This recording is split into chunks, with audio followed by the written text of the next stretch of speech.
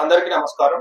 ముఖ్యంగా ఈరోజు తమిళనాడులో మదురైలో జరుగుతున్న సిపిఎం నేషనల్ మీటింగ్స్ లో అంటే ఆల్మోస్ట్ నేషనల్ మీటింగ్ ఏప్రిల్ 2వ తారీఖు రోజు స్టార్ట్ అయ్యి ఈరోజు బహిరంగ సభతో పూర్తి కావడం జరిగింది. ఈ సమావేశాలలో సిపిఎం నేషనల్ జనరల్ సెక్రటరీగా ఎంఏ బేబీని ఎన్నుకోవడం జరిగింది.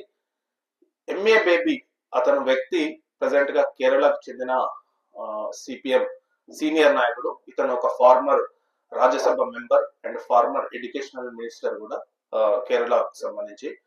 సో ఇతను చాలా సీనియర్ మోస్ట్ లీడర్ అనమాట. సో ఇతన్ని ఎంఏ బేబీ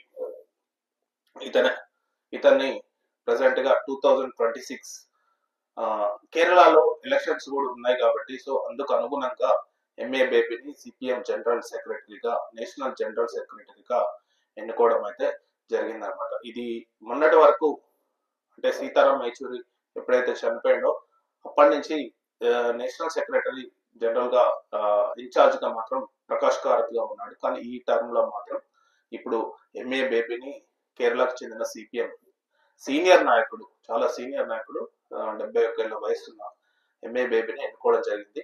ఇది ముఖ్యంగా కేరళకు సెకండ్ టర్మ్ అనమాట.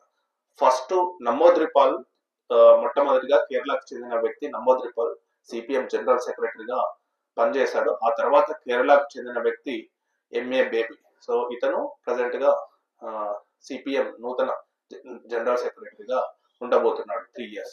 ఇది థ్యాంక్ యూ వెరీ మచ్.